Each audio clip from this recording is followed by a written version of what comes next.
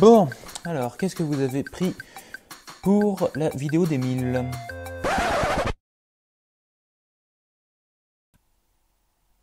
Je vous ai tant fait chier que ça avec Man of Steel, vous vouliez vraiment que j'en finisse en vitesse? Bon bah générique.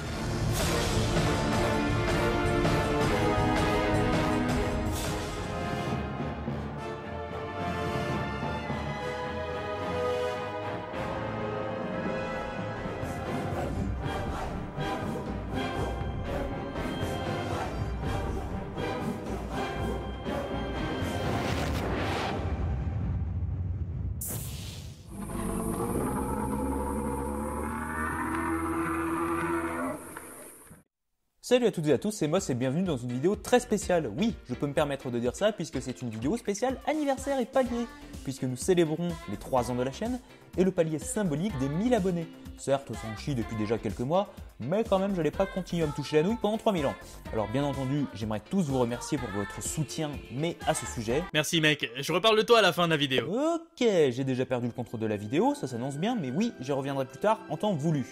Donc, vous avez vu au titre, le sujet de la vidéo va combiner tradition et modernité. Oui, j'aime cette expression de merde. Puisqu'on va parler de paléontologie, ce qui a fondé cette chaîne est à la fois ma plus grande passion, mais ça va également être plus ou moins dans la lignée d'un à peu près science, puisque ça va être une critique. Et on va donc parler de la Walking With Trilogy. Bon, pour ceux qui ont cru que j'ai dit des gros mots, non.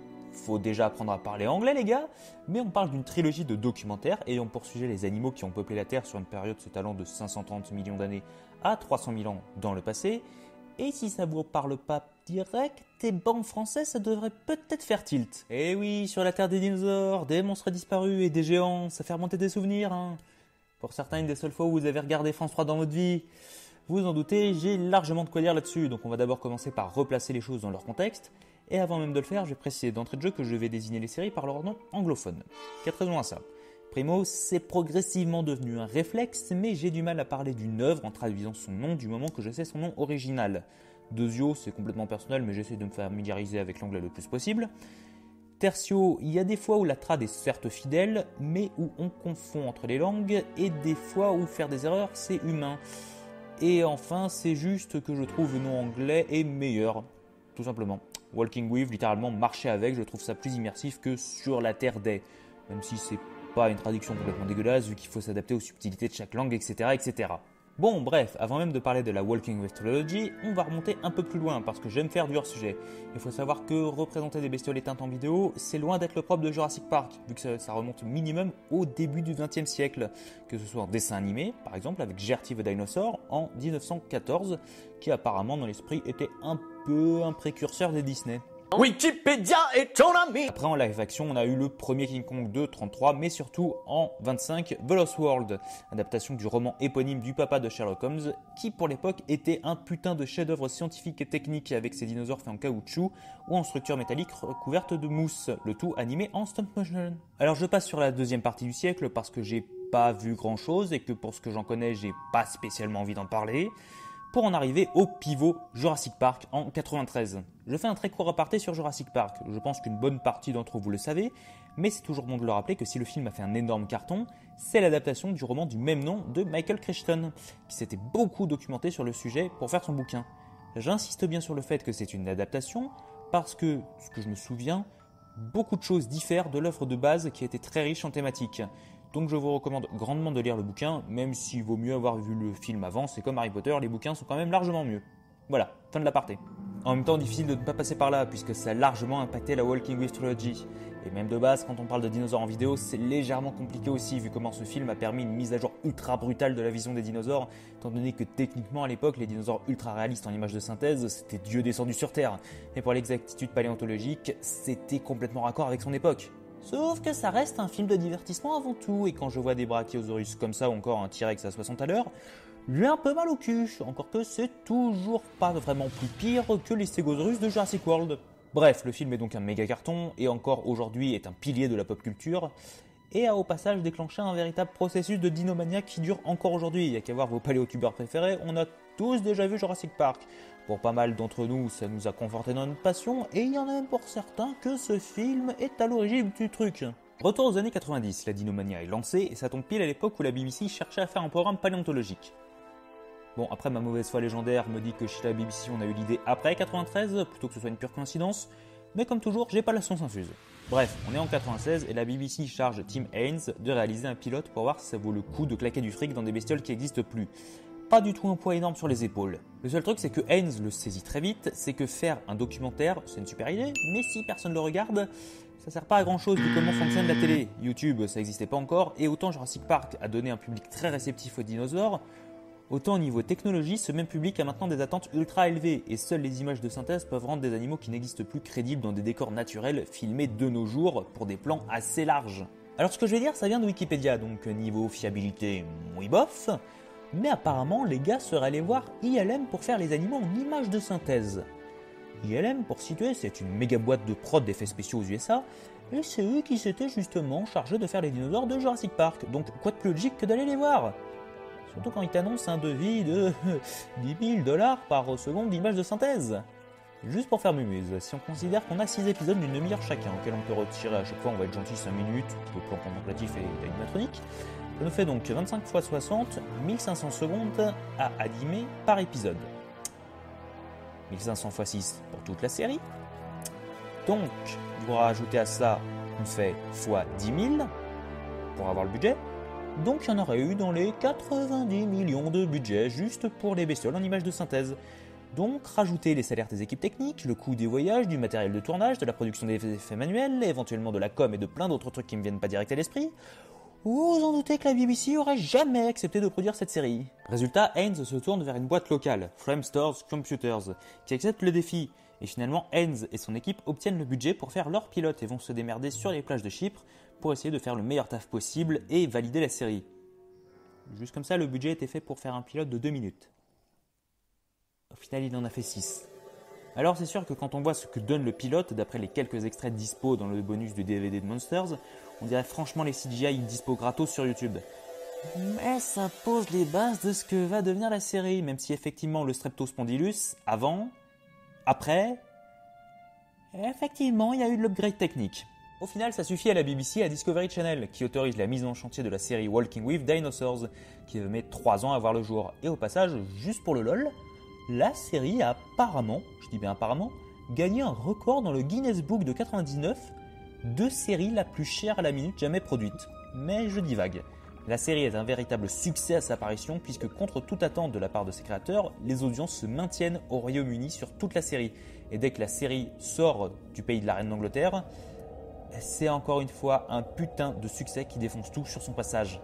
La popularité de la série va encourager la BBC à débloquer un peu plus de fonds pour ce type de production et on va voir se débloquer tout un Walking with Universe. Donc on va voir apparaître d'autres documentaires qui ne seront pas développés ici parce que je considère que c'est avant tout de l'approfondissement avec Chased by Dinosaurs, Sea Monsters, A Walking with Dinosaurs Trilogy et The Ballad of Big Al. Et autant j'ai un peu de mal avec les deux premiers pour une raison qui m'échappe mais du genre complètement alors qu'il y a Nigel Marven, autant je vous recommande quand même très fortement de voir The Ballad of Big Al qui est un excellent sequel de la série d'origine. Après les dinosaures, Haynes a envie de passer au poil et c'est comme ça qu'on voit apparaître Walking with Beast qui sera suivi dans la foulée des deux dérivés que j'ai cités avec Nigel Marven, avec aussi en 2003 Walking with Caveman qui est pas trop mal, mais j'ai un peu l'impression qu'ils avaient eu des baisses de budget parce que les hommes préhistoriques sont des fois moyens convaincants. Mais après, j'ai été littéralement traumatisé par cette série avec la mort d'un des Homo heidelbergensis, donc je suis pas nécessairement objectif. En 2005 sort le troisième grand opus, Walking with Monsters, qui conclut le Walking with Universe, puisque c'est purement subjectif, mais je ne considère pas Prehistoric Park comme faisant partie de cet ensemble, mais plus comme une version ayant de fortes attaches avec, mais se déroulant dans un univers plus ou moins parallèle. Ah oui, et mater Prehistoric Park, c'est la base, putain. Alors oui, il y a bien un film appelé Walking with Dinosaurs qui est sorti en 2013, mais ça n'a absolument rien à foutre dans ce sujet vu les différences de ton et de choix. Voilà, donc maintenant que l'histoire s'est faite, passons à la présentation des 3 grandes séries qui constituent ce qu'on appelle la Walking with Trilogy. Chose que je pense je n'ai pas besoin de faire pour bon nombre d'entre vous, mais certains ont dû voir ça il y a longtemps et ont mieux à faire que de se remater les mêmes trucs en continu. Donc un petit rafraîchissement neuronal s'impose.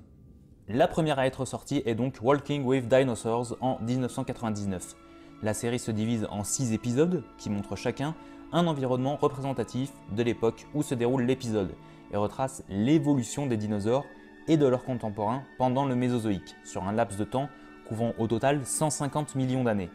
On peut dénombrer donc dans l'ordre l'Arizona du Trias supérieur, il y a 220 millions d'années, qui présente les débuts des dinosaures, alors petits et peu communs.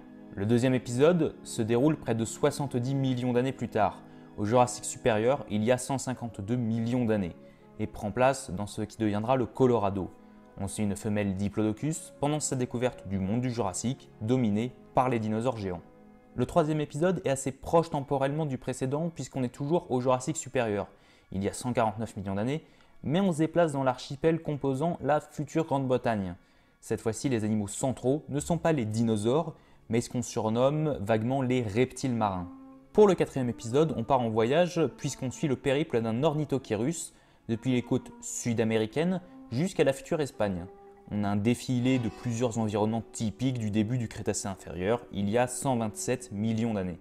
Pour le cinquième épisode, on se déplace 27 millions d'années plus tard, il y a 100 millions d'années, toujours au Crétacé, mais on move en Australie, alors attaché à une Antarctique en déplacement vers le pôle sud.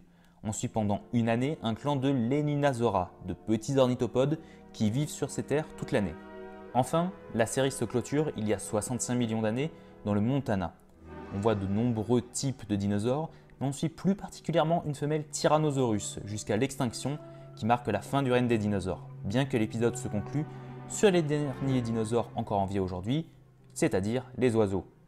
Suite au succès de la série, les créateurs de cette dernière font le projet de continuer sur cette lancée avec un projet plus ambitieux, Walking with Beasts. Le but est de raconter le développement des mammifères après la crise de la fin du Crétacé, sur une période couvrant près de 50 millions d'années. Le premier épisode nous ramène il y a 49 millions d'années en Allemagne, à une époque où les mammifères se sont fortement diversifiés, mais ils restent encore relativement petits, principalement dû à un monde recouvert d'épaisses forêts tropicales. On peut observer des formes basales de nombreuses familles de mammifères que nous connaissons, mais aussi des formes éteintes, comme une femelle Leptictidium que nous suivons pendant une partie de l'épisode. Le deuxième épisode se situe à la fin de l'Éocène, il y a 36 millions d'années, juste avant ce qu'on appelle la Grande Coupure. Le climat changeant a permis aux mammifères d'atteindre des tailles respectables, pendant que nous suivons une femelle Basilosaurus, baleine prédatrice, au physique intermédiaire entre les premiers cétacés amphibies, les premiers archéocètes, et les cétacés modernes. Le troisième épisode se situe pendant l'Oligocène, il y a 25 millions d'années. Nous sommes en pleine Mongolie et nous découvrons, via l'histoire d'un jeune Indricotherium, les nombreux mammifères de cette époque, qui commencent à se rapprocher de plus en plus des formes que nous connaissons, même s'il y a encore un petit écart. Pour le quatrième épisode, on fait un bond en avant pour arriver en Afrique, il y a 3,2 millions d'années, pendant le Pliocène. C'est à cette époque que des grands singes commencent à se distinguer du lot, en adoptant une bipédie permanente, ce qui préfigure le cancer de la planète qui viendra au monde plusieurs millions d'années plus tard. On suit un groupe d'australopithèques dans leur périple au travers de la savane préhistorique. Le cinquième épisode nous ramène il y a 1 million d'années en Amérique du Sud pendant le Pléistocène. On suit un mâle smilodon, surnommé dent de sabre, chassé de ces terres, qui va devoir les reconquérir, et c'est l'occasion de découvrir un peu la faune sud-américaine, assez chelou pour qu'on s'y attarde. Enfin, le sixième épisode se passe il y a 30 000 ans en Europe, pendant la dernière époque glaciaire, ce qui veut dire des mammouths et encore des mammouths. C'est d'ailleurs une harde de femelles qui va nous servir de guide pour tout l'épisode dans l'Europe glaciaire.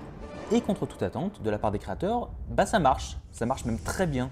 Et il faut encore quelques dérivés et on attaque la phase finale, Walking with Monsters. Ce qui distingue cette série du lot, c'est son thème, l'évolution du monde vivant avant les dinosaures. À la différence des deux autres séries, la durée totale de documentaire est assez courte, puisqu'on est plutôt sur les 1h30 contre 3h chacune pour les deux séries précédentes. Et la différence se voit aussi dans le fait qu'il n'y a que 3 épisodes, mais qui se composent de différentes époques, là où un épisode d'avant était focalisé sur une seule période et endroit bien précis. On a donc la première partie qui présente l'évolution des vertébrés depuis leur apparition jusqu'à leur conquête du milieu terrestre, en passant par leur lente évolution dans le milieu aquatique. On débute au Cambrien, il y a 530 millions d'années lors de l'explosion cambrienne, où les vertébrés sont résumés à leurs caractéristiques de base, colonne vertébrale, tête, branchie. On passe après il y a 418 millions d'années. Les vertébrés ont évolué doucement sur le plan physique et ont fait de grosses avancées comportementales, mais ils sont toujours des proies pour les arthropodes qui ont eux aussi évolué. On termine il y a 360 millions d'années, à la fin du Dévonien, les vertébrés ont fini par se hisser sur la terre ferme. Leur seul problème, c'est d'être encore dépendants du milieu aquatique. Pour le deuxième épisode, on s'intéresse aux périodes carbonifères et permiennes, qui vont voir le développement des, entre guillemets, reptiles. De leur début dans les forêts du Carbonifère, il y a près de 300 millions d'années, où ils étaient des proies pour arthropodes géants, jusqu'au début du Permien où les changements climatiques leur donnent l'avantage et où ils atteignent des tailles largement respectables. Le dernier épisode fait le lien entre toute cette lente évolution des vertébrés et le règne des dinosaures, puisqu'il y a 250 millions d'années, la Terre voit l'anéantissement de la majorité des espèces qui la peuplent. Ce Karcher géant va laisser la place aux quelques espèces survivantes qui vont rapidement se diversifier en repeuplant les terres en moins de 2 millions d'années. La série va finalement se terminer là où la trilogie avait débuté dans la tête de ses créateurs il y a près de 10 ans, sur l'émergence des dinosaures. Voilà, donc maintenant que ça c'est fait, je vais vous dire vite fait mon avis dessus. C'est génial, il faut les voir. Allez, salut à tous! Non, je déconne, j'ai un peu détaillé quand même. Et vous savez, à l'écriture, j'ai dû reprendre le texte bien 3 ou 4 fois parce que je ne savais pas comment bien aborder le sujet. Finalement, j'ai décidé de prendre la solution de facilité, donc voici pourquoi il faut voir la Walking with Trilogy malgré ses défauts en 5 points. Parce que oui, bon, ça suffit, au bout d'un moment, ça suffit de faire des trucs travaillés. Avec 1000 abonnés, je peux me permettre de faire des tops et surtout de faire de la merde.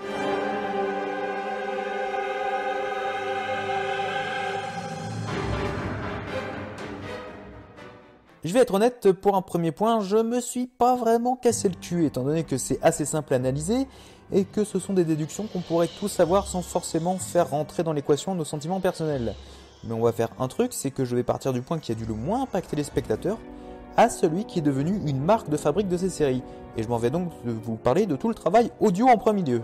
Si vous avez vu la vidéo sur les mammouths, vous avez peut-être pu vous apercevoir que je suis quelqu'un d'assez visuel et que j'aime bien qu'on puisse piger mon propos en regardant une simple image, même si je pense que vous allez très sérieusement saigner des yeux en regardant le 14e à peu près science. Mais il y a une autre facette que je montre beaucoup moins, c'est que je suis quelqu'un qui est beaucoup auditif. Parce que vous le savez, chers amis vidéastes, soignez le son, nom de Dieu! Plus sérieusement, je suis quelqu'un qui aime beaucoup écouter de la musique et qui la garde facilement en tête si elle est tirée d'un film ou d'une série qui m'a marqué. Et ça peut même fonctionner dans le sens inverse, des fois, hashtag La La Land. À ce sujet, même si j'y connais absolument rien en analyse musicale, attendez-vous à en bouffer sévère pour le jour où je vais faire Man of Steel. Et donc vous vous en doutez, ça va être compliqué que je dise du mal de la bande-son de la Walking with Trilogy. Mais je vais pas vous dire que ce sont des soundtracks méga iconiques du niveau d'un Star Wars, même s'il y en a certaines qui peuvent faire ça, dans mon cas c'est Time of the Titans, tellement Walking with Dinosaurs m'a fait aimer les Diplodocus. Mais sinon ce sont des musiques qui sont très bien pensées pour être déjà jolies, et à la fois très raccord avec ce qu'on a à l'écran. Et pour vous, des exemples histoire de rallonger le temps de vidéo.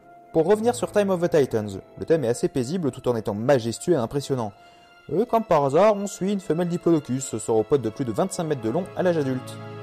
Les musiques de Next of Kin concernant les moments où les australopithèques interagissent entre eux sont très douces et sont plutôt axées calmes et détentes, ce qui peut être vu comme un moyen de souligner le développement des comportements sociaux. Et enfin, les génériques ne sont pas exempts de cette qualité, puisqu'en plus, là, ils sont particulièrement marquants.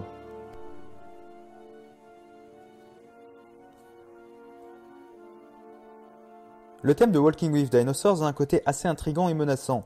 Dinosaurs étant la première série à être sortie, on peut rapprocher ça au sentiment des spectateurs avant de découvrir la série, pour les mettre dans l'ambiance. Pour Walking with Beast, le thème a un côté assez tribal, et le sujet principal ce sont les mammifères préhistoriques, avec sur la fin l'apparition de l'espèce humaine. Donc là pareil, ça met le spectateur dans une certaine ambiance. Et enfin celui de Monster est assez épique. Or, le but du docu est de montrer le chemin assez chaotique qu'a suivi l'évolution des vertébrés, avant d'arriver à l'époque des dinosaures. Bon bref, j'ai déjà trop parlé des musiques, mais je le répète, pour de la série documentaire, c'est de la très bonne facture. Pour de l'ambiance, c'est très bien. Et si vous faites attention, ce sont ces soundtracks que vous entendez depuis le début de la vidéo en fond. Et pour ceux que ça intéresse, ces BO sont dispo sur YouTube. En plus ou moins bonne qualité, mais elles sont dispo. Je vous mets tout ce que j'ai pu trouver dans la description. Ah, et avant que j'oublie, petit point sur les comédiens de doublage qui font les voix off, parce qu'on va pas les oublier quand même. Donc, pour la VF, c'est les voix d'André Dussolier et de Féodor Atkin, qui nous ont permis de voyager des millions d'années en arrière. Et pour la VO, c'est Kenneth Branagh qui s'y colle. Donc vous n'aimez peut-être pas Gilderoy Lockhart, mais au moins il sait ce que c'est un dinosaure. Bon, remontons un peu dans le classement, il serait temps. On passe aux animatroniques. Si vous ne savez pas ce que c'est, définition Wikipédia. Un animatronique est une créature animée ou robotisée réalisée en général avec une peau en latex et des mécanismes internes permettant de lui donner une apparence de vie. Les modèles les plus sophistiqués disposent de servomoteurs radiocommandés. Ces robots sont utilisés dans beaucoup de films de science-fiction ou d'action et dans des parcs d'attractions, la plupart du temps dans des attractions de type parcours scénique. Par exemple, pour rester dans la bestiole disparue, c'est le T-Rex de Jurassic Park. Et la Walking With Trilogy est un peu dans ce sens Jurassic Park en documentaire, puisqu'ils ont très souvent essayé de mettre le plus possible des effets visuels réels, du moment que ça demandait pas trop de difficultés. Et je pense que c'est bien le seul point technique où je suis un peu mitigé. Mais je vais sortir direct l'excuse du « c'est un documentaire animalier financé par la télé, pas un blockbuster américain ». En général, les animatroniques dans le cadre des Walking With sont principalement utilisés pour des plans assez rapprochés. Et c'est bien une des seules choses que j'aurais du mal à reprocher à ces animatroniques, c'est qu'au niveau des détails, c'est du caviar. Les écailles des sauropsides et des dinosaures sont très décaillées. Bon, certes, c'est peut-être pas aussi crédible que celle d'un Zootopia vivipara, mais on s'en fout. Et le must est atteint avec les mammifères. J'ose même pas imaginer le temps qu'il a fallu pour faire la tête du mammouth laineux. La pose des poils a dû être particulièrement hardcore. Mais là où ça me rebute, c'est que ça arrive que les animatroniques fassent faux. Je m'explique. Primo, ça arrive qu'en voyant leurs yeux, on se demande s'ils sont pas morts et qu'on les a pas transformés en marionnettes. Et deuxièmement, je sais que les mouvements des animaux sont pas parfaits, désolé Descartes. Mais il y a des fois, on dirait qu'ils glitchent ou qu'il y a des frames qui sautent dans leur déplacement et ça me sort légèrement du truc. Mais bon, pour ce qu'on peut les voir à l'écran, c'est pas des plus perturbants et vu leur utilisation, le souci du détail passe un peu avant tout le reste. Mais ce qui a vraiment fait fureur et qui a permis à cette trilogie de s'imposer dans le paysage paléontologique audiovisuel, c'est les CGI ou images de synthèse. Et comment vous expliquer le truc ?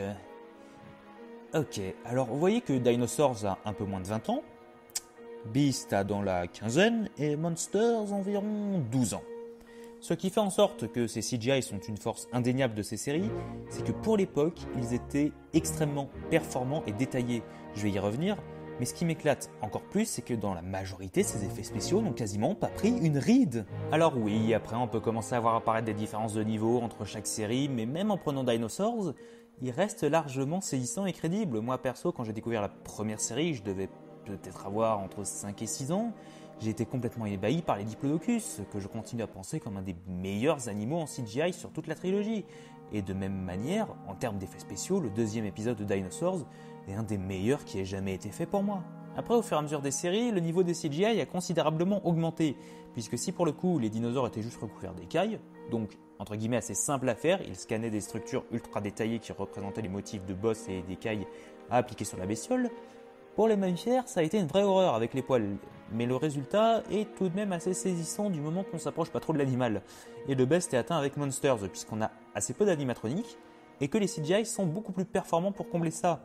Et certains animaux sont, je trouve, au niveau technique, extrêmement bien faits, comme l'Inerpéton, l'Arthropleura, ou encore ceux que je trouve les plus aboutis, l'Elistrosaurus. En résumé, les effets spéciaux ne sont pas tout jeunes, mais sont d'une sacrée bonne qualité pour peu souffrir des affres de l'âge.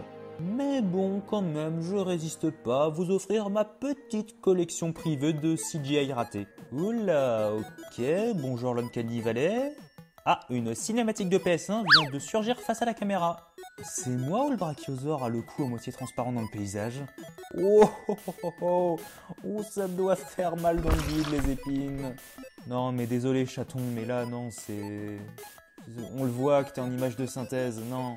Le seul truc où je me dis que ça aurait été complètement foiré, c'est si les CGI, au lieu d'être fluides, avaient été animés comme les animatroniques. On aurait eu un truc de ce genre.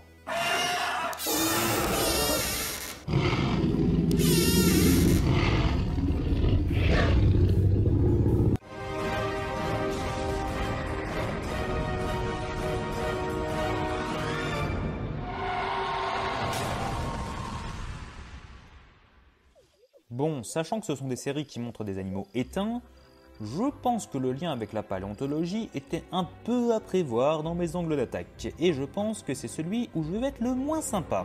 Après, quand je dis le moins sympa, comptez pas sur moi non plus pour dire que c'est de la merde, bien loin de là. J'ai eu l'idée en regardant le making-of, et j'ai limite l'impression qu'il y a deux camps à ce sujet. Ceux qui considèrent que c'est une horreur, et ceux qui disent que Jésus est revenu sur Terre. Et pour ma part, j'étais dans le deuxième camp quand j'étais gamin, mais disons que j'ai pris un peu de recul, sans pour autant perdre l'amour inconditionnel que je porte à ces séries. Pour mettre à d'abord le positif, histoire de vous influencer sur comment voir ça, les créateurs n'ont pas pensé qu'y aller à la vas-y que je te pousse, ça suffisait. Ils ont contacté, rien que pour la première série, pas moins de 400 paléontologues pour le travail de recherche et pour savoir comment représenter leurs animaux, que ce soit physiquement ou comportementalement. Dans la moyenne, je vais pas cracher dessus parce que là où ils auraient juste pu se contenter de quelques espèces popularisées par Jurassic Park, ici on est très loin de ça, puisqu'à peu près tous les groupes importants d'animaux sont représentés, des dinosaures aux créatures du Cambrien en passant par tous les mammifères chelous de l'Oligocène. J'ai pas noté tous les groupes, mais amusez-vous à le faire, si vous avez du temps à perdre, ça peut être marrant. À rajouter par-dessus que le contact avec les paléontologues, pour maximiser la crédibilité de la série, a fait en sorte que les séries ont souvent essayé d'intégrer le plus possible les dernières découvertes en date. Du genre Icoictis a été décrit l'année où Walking with Dinosaurs est sorti, et il a été intégré dans Monsters, alors que ça aurait été entre guillemets moins risqué de mettre Pikaia, qui avait déjà une petite notoriété. Le seul truc, c'est qu'il voulait montrer l'évolution des vertébrés, et vu que Pikaia n'était pas un vertébré, ils n'ont pas hésité à mettre une bestiole complètement inconnue au bataillon qui venait d'être découverte. Donc là-dessus, c'est un point excellent. Mais en termes de paléontologie brute, c'est un peu chancelant. Et pour 3 raisons. Déjà, ça vaut pour n'importe quel média qui parle de paléontologie, ces documentaires sont des reflets de la paléontologie de leur époque. Et entre-temps, les découvertes se sont succédées. Et pour vous, quelques exemples. Dans Walking with Dinosaurs, les dinosaures sont représentés avec des peaux 100% écailleuses, alors que les découvertes laissent supposer qu'une bonne partie des théropodes possédaient des plumes à un stade plus ou moins avancé. Et même sans parler de ça, un exemple qui remonte aux années 90, c'est le Diplodocus. Diplodocus. La représentation classique du Diplodocus, c'était ça. Mais au début des 90s, on a découvert des rangées de petites épines juste à côté de l'échine de l'animal. Et il s'est révélé qu'elles étaient sur la quasi-totalité du dos de la bête. Et cette découverte récente pour l'époque a été intégrée dans la série. Alors que pour y revenir dessus, les plumes sont absentes de la quasi-totalité des dinosaures. Et pourtant, ça aurait été pas déconnant d'en mettre sur les Dinosaura qui vivent près du pôle sud. Pour Walking with Beast, celle qui est la plus connue, c'est le Gastornis, qui est représenté comme un super prédateur dans la série. Alors que depuis, son régime alimentaire est plutôt débattu. Ou encore le nom Indricotherium, qui est plus forcément valable en fait, étant donné que le genre a été refondu dans un genre plus ancien, Paraceratherium, et selon les lois de la taxonomie, c'est le nom le plus ancien qui gagne. Et histoire de terminer en beauté, dans Monsters, je précise là-dessus par contre que j'ai aucune preuve de ce que j'avance et que c'est purement personnel. Mais l'image des inerpétons qui ont des membres très robustes alors qu'ils sont parmi les premiers tétrapodes, ça me semble moyen bof, vu que d'après les dernières données, ces animaux auraient pu se hisser sur Terre, mais étaient au moins à 50% aquatiques vu leur anatomie et leurs environnements supposés, donc que leurs pattes étaient peut-être pas ultra musclées non plus, mais après je peux me tromper.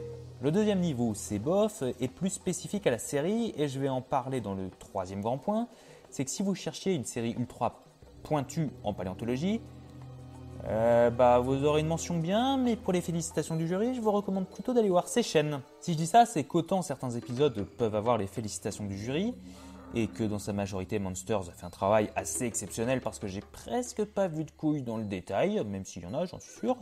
Certains sont juste bons à être admis à l'examen, du genre le premier épisode de Beast, qui mélange pas mal de bestioles qui n'ont pas vécu au même endroit, mais je pense perso que le meilleur, ça restera des Utahraptors en Europe.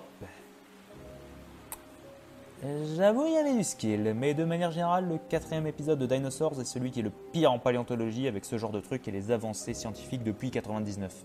Et il y a ce qui est impardonnable et où je dis clairement que même Wikipédia est plus sérieux.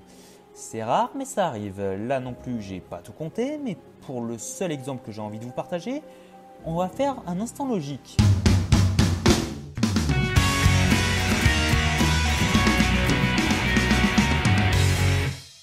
Dans le 3e épisode, on voit un Liopleurodon qui ferait, selon les dires du narrateur, 25 mètres. Alors qu'en vrai, on est genre sur 7 mètres. Alors 25 mètres, c'est la taille d'une baleine. Donc primo, ça m'étonnerait qu'une bestiole de cette taille puisse s'approcher aussi près d'un banc de terre sans se bloquer comme un con. Mais après, dans notre exemple, la logique, je la prends plutôt pour le cas de l'alimentation. Une baleine, ça fait cette taille, mais en parallèle, elle se nourrit à peu près en permanence vu qu'elle filtre l'eau de mer. Mais le Liopleurodon, tel que décrit dans le docu, est un prédateur, et vu la taille de ses nageoires, le besoin énergétique doit être assez balèze. Donc je pense qu'un animal qui ne chasse que des animaux qui dépassent les 3 mètres, vu sa taille, n'arriverait pas à survivre tout simplement. Après, il y a certains mosasaures et ichthyosaures qui ont presque atteint ces dimensions, mais soit ils sont supposés planctonivores, soit ils sont assez compacts et attaqués à la chasse à de nombreux gabarits, ce qui n'a pas vraiment l'air d'être le cas pour le Liopleurodon. Bon, je vais pas mettre le paléoscope au niveau subatomique non plus, on va dire qu'au moins il raconte pas trop de conneries volontairement. C'est pas les articles de Stop Mensonge sur la cohabitation humain-dinosaure ou encore les preuves Google Images de l'existence des géants. Ah, vous espérez que ce soit fini ? Eh bah allez, 3e point.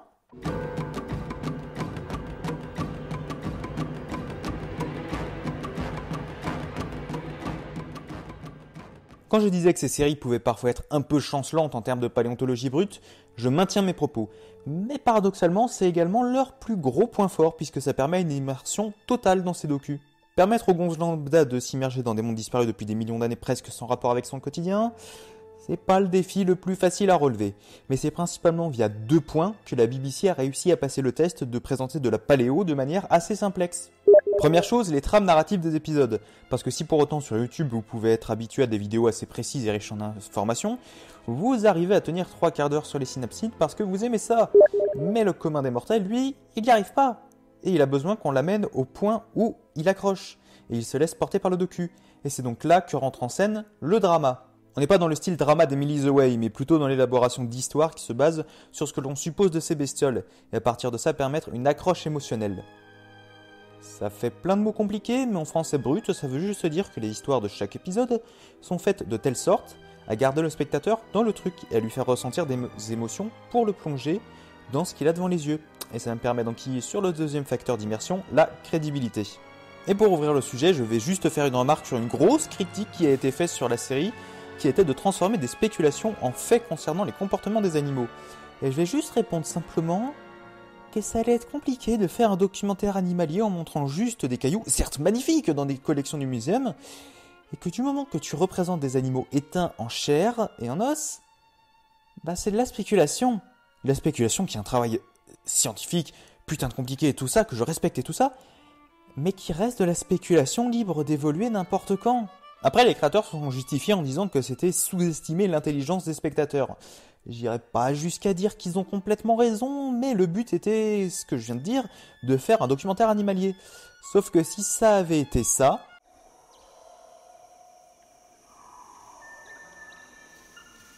je pense que ça aurait un peu moins bien marché. Et paradoxalement, c'est le plus gros point fort de ces séries, parce que l'on voit que ce sont des animaux qui sont tout à fait crédibles, et qui ont des comportements variés. C'est un truc que je reproche souvent à Jurassic Park ou Primeval, bien que j'adore ces deux, c'est que les carnivores sont obligés de bouffer en permanence, alors que là, non. Et c'est un point qui est extrêmement important, c'est que les créateurs ont fait en sorte que ce qui est à l'écran soit crédible. Et c'est ça qui fait en sorte que ce sont d'excellents documentaires, parce qu'avec cet atout, les spectateurs ont envie de voir ces docus, et n'en sortent pas vu qu'on les prend pas volontairement pour des cons. Après, la crédibilité, encore une fois, une combinaison de plein de facteurs. Déjà, visuellement, je suis passé dessus dans le premier point, mais les animaux sont crédibles.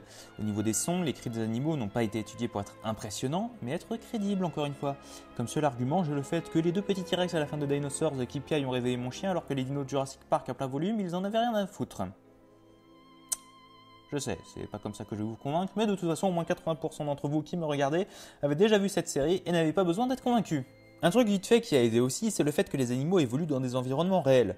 Ça peut sembler un détail, mais pour n'importe qui, voir des paysages étranges, mais certes réels, c'est toujours un bonus qui permet de mieux croire à ce qu'on voit, et à défaut de savoir que les animaux qu'on voit ont disparu des environnements réels et crédibles, permettent d'avoir des points d'ancrage assez solides. Ce qui permet aussi de s'insérer dans l'univers décrit, c'est donc le comportement des animaux, des comportements qui, oui, on n'a aucune putain d'idée définitive si c'était ça, mais des comportements qui ont été calqués sur ceux des espèces modernes. Ce qui est bien déjà pour 2 raisons. Déjà au moins ils n'ont pas fait ça à la vas-y que je te pousse, ce qui est pas rien. Mais surtout deuxièmement, ça fait que même s'il est donc impossible d'être sûr que ça se passait comme ça, au moins ce que vous avez à l'écran, c'est pas des très grosses conneries, mais des animaux qui ont un comportement réaliste qui ne se résume pas à manger, chier, dormir. Ils ont rajouté des comportements qu'on oublie trop facilement chez les autres espèces, comme les interactions sociales, et aussi la protection des jeunes. Chose qui a pris beaucoup d'importance depuis les années 90 chez les dinosaures. Donc à ce niveau-là, la série avait un peu vu dans le futur. Et quand je parle de ça, c'est qu'en termes de comportement un peu plus poussé, ce que je respecterai toujours dans ces docus, c'est qu'ils montrent les choses de manière brute et sans détour. Le monde de l'Éocène n'est pas forcément safe pour un poussin gastornis qui ressemble à une dinde de Noël. Eh ben on va le montrer se faire bouffer, yon. Un ornithochirus apérit sans avoir réussi à s'accoupler, bah poum, il se fait bouffer l'œil. En parlant d'œil, est-ce que vous avez déjà entendu parler de la terrible Dimétrodon la borgne? Ah, et on va finir sur le meilleur morceau. Vous savez toujours pas comment on fait des bébés? Eh ben remerciez Walking with Beast, vous aurez plus qu'à apprendre à vous servir d'une capote. Enfin, un truc qui s'imposait de plus en plus au fur et à mesure des séries pour plonger le spectateur dans le docu, c'est avec l'utilisation de la caméra. Ça peut vous sembler un détail, mais la caméra représente les yeux du spectateur. Et une tendance qui se voit, ça a été de faire en sorte que la caméra devienne intradigétique. Définition. Qui est à l'intérieur de la narration. Et de ce fait, l'effet pour le spectateur est de lui faire croire que si le T-Rex lui crache dessus, Bah c'est vrai. Que si le mammouth lui envoie de la boue, c'est vrai. Si le bébé Indricotherium renverse la caméra, c'est vrai. Que l'eau bouge avec les mouvements de linéaire péton, bref, c'est un truc qui est très sympa et qui peut même faire sourire par moments. Bon bref, la crédibilité de ces docus est dans le fait que le côté fictif n'empiète jamais sur ce que vous voyez, qui n'est pas un dessin animé mais un documentaire animalier avec toute la diversité des comportements qu'impliquent les différentes espèces représentées, et qui essaye de vous impliquer dans les actions des animaux. Bon écoutez, ça fait longtemps que la vidéo est en marche, donc je pense qu'on va faire une petite pause. Attendez, vous y avez cru ?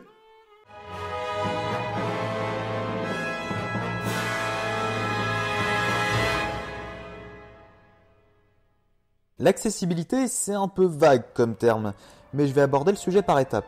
Quand je dis que ce sont des séries documentaires accessibles, je le souligne pas pour rien. Dans les médias qui parlent de paléontologie, il y a plein de trucs. Des films, des docus, des vidéos, des bouquets, des jouets, etc. Mais certains sont plutôt réservés à un auditoire déjà attentif au truc, de par leur complexité, et le manque de peau, c'est souvent ceux-là qui sont le plus déplis de connaissances. Mais sans pour autant présenter des thèses paléontologiques, ces séries permettent aux gens de comprendre comment fonctionnaient ces écosystèmes de manière accessible, sans pour autant partir dans des trucs méga compliqués où 95% de la population décrocherait au bout de 20 secondes. Tout ça c'est favorisé par ce que j'ai dit avant, donc crédibilité, effets spéciaux et accroche émotionnelle, mais aussi parce que les séries sont pensées pour apprendre sans saouler son auditoire les grandes lignes de l'évolution de la Terre sur les dernières centaines de millions d'années. Donc les grands groupes d'animaux, les environnements typiques, les climats et les aires géologiques. Et avec ça, la manière dont les espèces ont pu évoluer.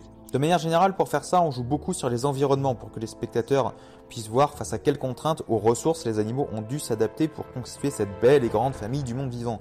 Et en tant que passionné de l'évolution et phylogénophile convaincu, vous vous en doutez que c'est un choix que j'apprécie tout particulièrement. Par exemple, le deuxième épisode de Dinosaurs représente un monde luxuriant, en opposition à celui d'avant, sec et désertique. Donc le spectateur peut facilement s'imaginer que sans très grosses contraintes, les dinosaures en ont profité pour proliférer, ce qui représente assez bien l'évolution générale des dinosaures au cours du Jurassique, j'ai envie de dire. D'ailleurs, je pense que cette volonté de montrer l'évolution du monde vivant, c'est une des raisons pour lesquelles des espèces sont à des endroits où elles n'ont absolument rien à foutre. C'est que les auteurs ont privilégié cette mise en avant du processus d'évolution au détriment de l'ultra-exactitude paléontologique. Et je ne peux que soutenir cette volonté, puisque pour quelqu'un qui n'y connaît rien, ce qui est la personne cible de ces séries, ça lui servira plus d'avoir une idée globale de l'évolution des dinosaures que de savoir que les Utahraptors sont pas des dinos européens. Après, s'il veut creuser, libre à lui, hein. Montrer comment les espèces ont pu évoluer, c'est devenu un point central de Monsters. Et c'est ce qui fait que j'adore tout particulièrement ce troisième opus. C'est qu'il représente l'évolution des espèces par la transformation d'une espèce en une autre. Et rien que pour ça, j'aimerais juste voir la réaction de créationnistes extrêmes face à ça. Parce que oui, fun fact, pour ceux qui n'ont pas vu le making-of de la trilogie, lors de sa sortie aux USA, Dinosaurs s'est attiré les foudres de créationnistes qui trouvaient que la série favorisait la théorie de l'évolution. On parle de dinosaures, bande de trous du bit, ça allait être compliqué de faire ça. Voilà, donc aux collègues vidéastes oviraptorosauriens, si vous avez besoin d'un petit sujet détente mêlant créationnisme et paléontologie, c'est cadeau. Sinon, pour revenir à Monsters, c'est donc quelque chose que j'apprécie beaucoup, puisque pour quelqu'un qui n'y connaît rien, il a vite fait les grands stades de l'évolution qui a mené jusqu'à la situation des dinosaures. Même si en vrai, l'évolution des vertébrés telle qu'il la présente est toujours sujette à changement et qu'il n'y a que 2 stades qui sont à peu près crédibles à défaut d'être exacts. J'en ai pas vraiment fini avec l'accessibilité puisque j'aimerais souligner que les épisodes de toutes ces séries ont été réfléchis pour faire en sorte d'apprendre le plus de choses aux gens sans qu'ils s'en rendent compte. Et pour ça, à titre d'exemple, je vais sortir une analyse personnelle du premier épisode de Walking with Dinosaurs. En plus, au moins, vu que c'est le premier épisode, ça montre une volonté présente dès le départ. Donc, le premier épisode présente l'émergence des dinosaures et comment ils sont devenus les espèces dominantes des écosystèmes terrestres. Rien que ça déjà, pour moi, c'est un bon point vu que beaucoup de monde pense que les dinosaures étaient dominants dès leur apparition. Mais je divague. L'épisode démarre en nous présentant un monde assez luxuriant et dominé par des végétaux typiques de latitude aujourd'hui tropicale. Pour le moment, rien de bien compliqué et ça reste dans la lignée de la cohérence avec ce qu'on sait avec les fouilles paléontologiques et tout ça. Vient ensuite la présentation de 4 espèces qui seront les protagonistes principaux de cet épisode d'une demi-heure et qui chacun représente un groupe de vertébrés terrestres majeurs pendant le Trias et aussi pour la suite. Nous avons donc les Placerias, de grands végétariens qui appartiennent à l'ordre des Dicynodontes et qui sont ici les représentants des Therapsides. On dit d'entrée de jeu en montrant le premier Placerias de l'épisode que depuis 50 millions d'années, une lignée de reptiles gouverne ce monde. Il représente donc le groupe ayant été dominant avant l'époque en laquelle on se trouve. Ce qui est aussi cohérent parce que 220 plus 50, 270 millions d'années, à peu près la période où émergent les thérapsides et commencent à gouverner la planète. Au début de l'épisode, les Placerias sont particulièrement nombreux et répandus. Là aussi, ça colle bien puisque les dicynodontes sont particulièrement répandus pendant, on va dire, à peu près les 2 premiers tiers du Trias. Viennent après les cynodontes, qui seraient ici des trinaxodons. D'ailleurs, du coup, ils n'ont absolument rien à foutre ici, ils sont pas à la bonne époque. Mais bref, ils représentent donc l'ordre des cynodontes, des thérapsides qui ont directement donné naissance aux mammifères. Et pour les besoins de l'analyse, on va considérer qu'ils représentent les mammifères justement. Ils ne sont pas nécessairement très répandus, mais ils sont assez rapides malgré une démarche proche du sol, une quadrupédie, et ont un semblant de vie conjugale, si on peut dire ça comme ça, et s'occupent de leurs petits. Après, on passe au sauropside avec le Postosuchus, un roïsuchien de 6 mètres, lointain cousin de nos crocodiles modernes. Il représente ici les archosaures du Trias, dinosaures, reptiles volants et crocodiles exclus. Pour la refaire rapide, les archosaures sont un groupe de reptiles qui a extrêmement proliféré à partir du début du Trias et qui a donné entre autres naissance du coup aux dinosaures, à ce qu'on appelle vite fait les reptiles volants et à nos crocodiles modernes. Le Postosuchus est présenté comme étant le prédateur dominant de l'écosystème, bien établi au sommet de la chaîne alimentaire. Et enfin, on a le Coelophysis, qui représente les dinosaures du Trias pour la quasi-totalité de l'épisode. Il est petit, agile, bipède. On nous dit que les dinosaures sont apparus depuis une dizaine de millions d'années. En vrai, ils doivent être plus vieux que ça, mais il y a 10 millions d'années, effectivement, on a des membres plutôt anciens et dont la phylogénie est parfois plutôt débattue. Et on nous dit, avant même de voir le premier Coelophysis, que les dinosaures sont relativement rares. Ils sont représentés comme des petits prédateurs, loin d'être dans les espèces dominantes de leurs écosystèmes. Au fur et à mesure de l'épisode, on peut voir que l'environnement passe du paradis à l'enfer. Les grandes forêts luxuriantes se dégradant en désert sous l'effet de la sécheresse et des climats assez extrêmes du Trias. Ces événements ont des répercussions sur les animaux, et c'est là que ça devient très intéressant, puisqu'à partir de ce moment-là, l'épisode se transforme en métaphore de la crise Trias-Jurassique. Pour ceux qui ne saisissent pas, entre le Trias et le Jurassique, il y a eu une grande crise biologique qui a laissé le champ libre aux dinosaures en éliminant la majorité de leurs cousins archosaures, très répandus au Trias et qui occupaient à peu près au moins 50% des grosses places de l'écosystème, on va dire. Les environnements vidés d'une part importante de leurs espèces, les dinosaures se sont diversifiés et ont pris leur place. C'est comme ça que le règne des dinosaures a pu commencer, même s'il devenait de plus en plus fréquent à la fin du Trias. J'ai ultra résumé, s'il vous plaît les collègues, venez pas me taper, mais en gros, c'est à peu près ça. En revenant à la BBC, on peut voir que les premiers à morfler sont le Postosuchus et les Placerias. Le Postosuchus, trop imposant et spécialisé dans son rôle de chasseur de grands animaux, finit par être blessé et dans l'incapacité de se nourrir, et finit par mourir de faim. Oui, j'avoue, c'est un peu con, d'autant plus qu'il y a 220 millions d'années, le Postosuchus, les roïsuchiens auxquels il appartient et les archosaures qu'il représente ici étaient loin de l'extinction. Allez à ce sujet voir la vidéo d'Alexis Rassier sur les roïsuchiens. Quant aux Placerias, ils finissent par migrer à la recherche d'eau et de nourriture et ne reviennent pas à la fin. Donc on va supposer qu'ils sont morts de faim avant que les pluies ne reviennent. Donc, si on récapitule la situation, le climat devient très chaud et très sec, l'eau devient très rare, tout comme la nourriture, et les espèces dominantes, incapables de s'adapter à un climat et à un environnement changeant, disparaissent. Mais qu'en est-il du reste ? Et bah comme je le disais, c'est là que ça devient super intéressant, puisque les dinosaures et les mammifères s'en sortent très bien en ayant chacun une stratégie bien à eux. Les mammifères vont se cacher dans des terriers pour être à l'abri de la chaleur écrasante et utiliser leur rapidité et leur furtivité pour chasser de nuit. À côté de ça, on a les dinosaures qui misent plus sur leur capacité à supporter les climats extrêmes pour s'en sortir. La bipédie leur permet de parcourir de longues distances à la recherche de nourriture, d'avoir les mains libres pour pouvoir attraper potentiellement cette dite nourriture, et un caractère assez opportuniste jonglant entre cannibales ne faisant pas les fins gourmets et collaboration face à des obstacles plus gros qu'eux, leur permettent de tirer leur épingle du jeu, autant au niveau individuel, en survivant aux mutations du monde qu'au niveau de l'espèce, en versant l'ordre pré-crise et en s'imposant sur la scène du monde vivant. Et c'est assez fort de voir que les scénaristes ont réussi à caser de manière aussi fine comment les deux groupes sont arrivés, à partir d'une situation à peu près similaire, à une situation qui va durer pendant près de 135 millions d'années, avec les dinosaures en espèces dominantes sur la surface terrestre, et les mammifères qui sont plutôt reclus dans des terriers et qui chassent de nuit de petites proies dans l'ombre des grands sauriens. Au final, les deux stratégies ont porté leurs fruits puisque mammifères et dinosaures sont les seuls survivants de la sécheresse et vont persévérer dans leurs stratégies respectives. L'épisode se conclut sur l'arrivée d'un troupeau de Plateosaurus, des dinosaures végétariens de 4 tonnes, qui symbolise la diversification des dinosaures en des espèces plus spécialisées que les Coelophysis ultra adaptables. Ces espèces spécialisées prennent la place des anciennes espèces dominantes et les Plateosaurus laissent présager l'arrivée des dinosaures géants comme le Diplodocus ou le Brachiosaurus, ce qui permet d'ouvrir sur le deuxième épisode de la série. Donc si on résume, en l'espace d'un seul épisode, quelqu'un qui ne connaît absolument rien connaît désormais la situation de quand les dinosaures sont apparus, à quoi ils ressemblaient et leur rôle dans l'écosystème, les espèces qui les entouraient, comment les dinosaures se sont retrouvés les espèces dominantes de la planète, et comment les mammifères sont devenus de petits animaux vivant dans l'ombre, et les événements qui ont permis d'arriver à cette situation, des changements climatiques brutaux et la disparition d'une grande partie de leurs cousins et de groupes anciens. Donc je préviens, le premier qui vient me dire dans les commentaires que ces docus sont nuls et complètement vides, je lui...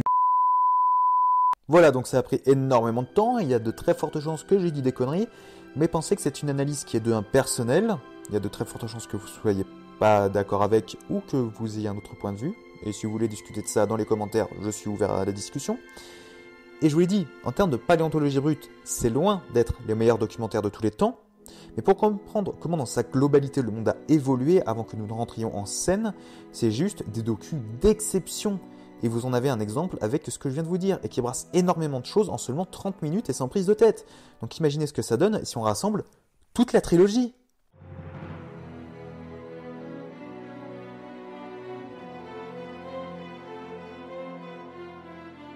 Alors je préviens déjà que si vous avez trouvé que je ne suis pas objectif sur ces séries, pour ce dernier point, je vais complètement verser dans la subjectivité. Parce que oui, malgré les défauts techniques et scientifiques, ça reste des séries d'exception et d'une qualité extrêmement rare, même pour aujourd'hui, et qui par moments étaient même très drôles. Il suffit de regarder certains des génériques de fin de ces séries qui m'ont fait mourir de rire, surtout celui de The Beast Within. Pour la première fois que je l'ai vu, ça m'avait achevé l'appareil, bien en description. Après, il y en a eu d'autres, des documentaires, des qui se sont légèrement foirés, et des qui ont l'air juste géniaux, et qui apparemment sont du niveau de la relève de cette série. Mais malgré tout, les Walking With restent des séries qui ont marqué et qui étaient d'une qualité remarquable. Elles ont marqué les gens en leur faisant découvrir non pas des monstres de blockbuster, mais des animaux presque réels, en leur apportant des connaissances de base pour pouvoir comprendre ce qu'on leur dit en paléontologie, et plus se dire c'est de la merde, j'y comprends rien. Parce que soyez honnêtes, combien d'entre vous, moi compris, se sont passionnés pour la paléontologie ou ont renforcé cette passion avec ces séries? Allez-y, c'est pas la peine de mentir, combien d'entre vous? D'autant plus que les créateurs de ces séries ont toujours eu une volonté de faire découvrir de nouvelles choses aux gens. Et ça se voit pour moi particulièrement avec Monsters. Autant les dinosaures, la prise de risque n'était pas énorme, les gens étaient encore dans le bain des 2 premiers Jurassic Park. Les mammifères, les gens connaissaient les mammouths et vite fait les australopithèques, et avaient du coup quelques points d'ancrage. Mais ils le disent eux-mêmes dans les bonus, ce qu'il y avait avant les dinosaures. Mais à moins de s'y intéresser, tout le monde s'en branle et pense qu'il n'y avait rien avant. Et c'est vachement dommage. Donc je vous laisse un peu imaginer ce que ça a donné quant à ça qui arrive. Surtout que sur les 3, c'est celle qui est la moins trafiquée pour coller avec le scénario des épisodes. Et franchement, Monsters est la moins connue des 3. Et personnellement, je trouve ça bien dommage, puisque c'est de loin celle qui mérite le plus de succès pour les animaux, les effets spéciaux et le thème qu'elle aborde. Merde! Si je considère que c'est aussi des séries exceptionnelles, c'est aussi que si l'on prend dans sa globalité la trilogie, la diversité des époques, des endroits choisis et des espèces représentées est juste impressionnante et couvre la quasi-totalité des groupes d'animaux et des continents, même si l'hémisphère sud est un poil moins couvert, dommage parce qu'il y avait de quoi faire. Il manquait plus qu'un épisode sur les dinosaures de France ou un autre sur les félins d'Anjou pour que ce soit parfait, mais tant pis. En plus, l'impact qu'ont eu ces séries a juste été impressionnant. Apparemment, il y a eu un regain d'intérêt dans les universités pour la paléontologie. Beaucoup d'entre nous ont découvert énormément en paléontologie, moi compris, je ne vais pas me le cacher. Et après des années, même si ça a vieilli et que les représentations ont évolué, on continue d'illustrer nos sujets avec ça. Et même à l'ère de la vulgarisation sur internet, ils sont tous trouvables sur YouTube ou Dailymotion. Et il y a même des gens qui font des fanmade dessus. Je vous avoue que j'aimerais peut-être bien en faire moi aussi. Il y a par exemple celui-là que je trouve très cool, qui est un remake du générique de Sur la Terre des dinosaures. Et il y a pas mal de baryonyx à se demander s'il n'y a pas eu des tests de montage avant le premier Jurassic Tube. Bref, je suis à court d'arguments et de blagues, mais très sérieusement, si vous n'avez jamais vu ces docus, pareil, j'ai mis des liens en description, et on va faire un truc pour éviter de refaire la même connerie qu'avec Dinosaur King. Prévenez-moi si jamais ces liens ne sont plus dispo pour que je les renouvelle. Je précise juste que je mets les liens pour la Walking with Trilogy. Donc les 3 principaux. Si vous cherchez les spin-offs, cherchez un peu par vous-même dans ce cas-là. Et si ça peut vous donner envie de vous intéresser à la paléontologie, je considère que ce sera parfait. C'était Moss.